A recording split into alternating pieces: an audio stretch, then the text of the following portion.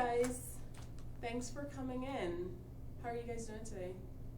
Good? Okay. All Okay. right, considering. Okay, this is our third session. You have attended 2 sessions before this, and we have, gone over CBT and what CBT is, cognitive behavior therapy, and we have, we discussed that, your thoughts affect your emotions. No, your thoughts affect your behaviors, and changing your behaviors can affect your emotions and your feelings. So that's what we're working towards, especially with the death in the family, which is your brother and your son, right? Okay, so I gave you guys homework for the last session that we had, which was the thought record. So we can go over what the thought record is again, and we can pick up from where we left off last week. So the thought record starts with the situation, which is your brother overdosed from heroin, your son overdosed. And then we had the initial thoughts that came with that. So these are feeling words. So, sadness, guilt, whatever it is that you're feeling towards this situation. And then we have the negative thinking. And then the thought record goes on to discuss the evidence for the thinking and the alternative thinking. So what we're going to do in this session today is I'm going to work with Brittany just so that you guys all see how this works. I'm going to work with Brittany, and then we're going to go over the evidence for her negative thinking and try to modify that thinking with an alternative thinking. Okay, everyone on board? All right, let's get started. And just to, throw it out there, we already discussed this, but for confidentiality reasons, anything that you say to me stays with me. However, if it is something that will harm you or you have an intention to harm yourself or harm others, I do have to report it. Is that understood? Okay. All right, let's get started. All right, so Brittany, let's get started with yours. So as we discussed, the situation is that your brother overdosed from heroin, right? Yeah. Okay, and this happened about 3 months ago, right? Yes. Okay, and what was the initial thought? Well, initially I felt guilty Yeah. because, I was the one that was keeping him sober. He told me that. Right. So I felt guilty and I felt sad. Right. Okay.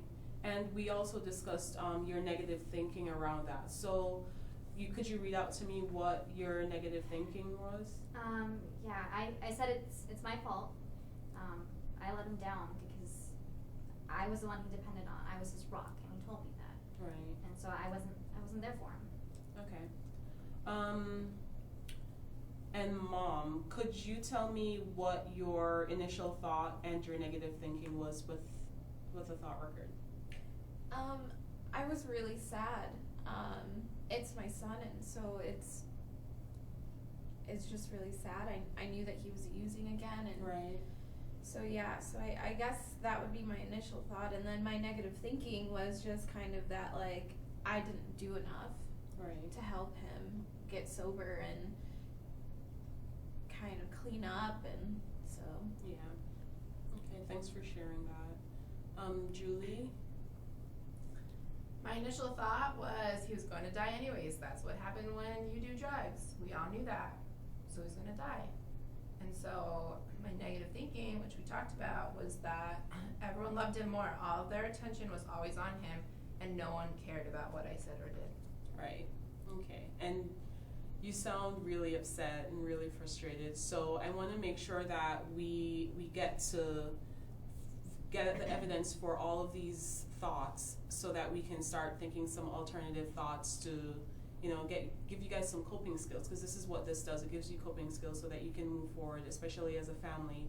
And this is why you're here together, so that you can know what you're all thinking and so that you can help support each other, okay? So as I said, I'm gonna start with Brittany. So we're gonna go through the process with Brittany. So Brittany, you have 3 negative thoughts here. We're gonna start with, it's my fault, right?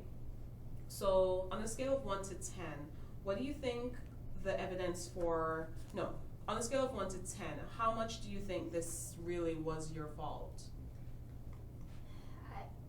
I'd have to say it was a 10. A 10, so a solid 10. So you're taking all the blame for this, right? Okay. Let's just try to break that down. So right now you're at a 10. where do you see yourself? What do you think is a healthy blame to assume for this situation? An 8. An 8? All right. So let's get working on an 8, all right? So it's all your fault. Let's try to think of some other things that could have caused this. So what else was going on in your brother's life that could have caused him to overdose? Well, there was a lot of tension. in the Oh house. my gosh. You see how she gave that look? It's not my fault we argued. He was on drugs. People on drugs argue. They just pick fights. It wasn't anyone's fault. He loved you guys, and you guys loved him so much. And even if you guys did argue, it wasn't your fault. There wasn't anything any of us could have done. Right. Okay. So I see that there is a lot of frustration from you, Julie, and I really, really want you to, to be able to go through this process with you. So just hang on to that thought for me, okay? All right. So tension was one. Mm-hmm. What else?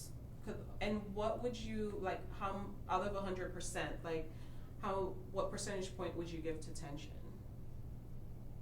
Maybe 10%. 10. Okay. What else was happening? What else could be blamed?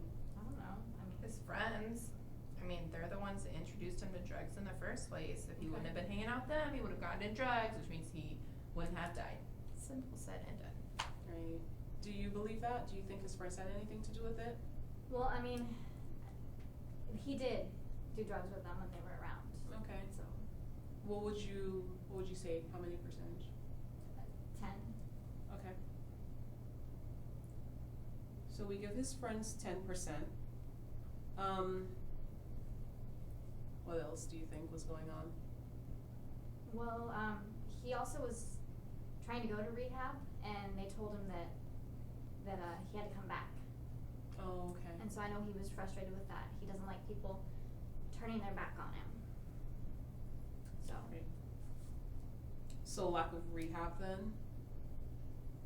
And again, like what percentage would you give that? 10. 10? Okay. Is there anything else you can think of? I know he's also frustrated because he couldn't find a job, Okay. and he was looking for one at that time. So that was probably pretty hard on him too? Mm-hmm. Okay, so no job. What percentage would you say for that? 10. 10? Okay. So when we started, you said you were on a scale of 1 to 10, it was all your fault. So you took 100% of the blame. Mm-hmm. Right now, what I'm seeing is that you're taking 40% of the blame. You're giving 40% of the blame to other factors in his life. So you wanted to be at an 8. Right now, you're showing at a 6. 60% of the blame is what you're walking away with right now. Yeah? Does that sound about right? How do you feel about that? I mean, it makes me feel a little happier. Yeah? I mean, it won't bring him back, but Definitely. Okay, and then what we can do in or other sessions is try to work on, getting this even lower to a healthy point where you feel that this is not all your fault. So, when we're trying to modify this thought where you think it's all your fault, what are some things that you could say, why it wasn't your fault? Like, what were some things that you did well? well, I mean, I think I was a good sister to him. You were a good I listened, and I was there for him. Right. And I also tried to help him find a job. Okay. So it sounds like you really were very good to him, and I'm sure he appreciated that, right? Okay, so what I want you to do for homework, we're going to start wrapping this up now. So for homework, for each of you, if you could just take your negative thought and do the same thing. Just try to figure out, what's the evidence behind that thought and what's the alternative thinking. And then next week when we come back, we'll go through yours and we'll go through the rest of Brittany's. Okay, does that sound good for everyone? Mm-hmm. All right, thank you guys so much for coming.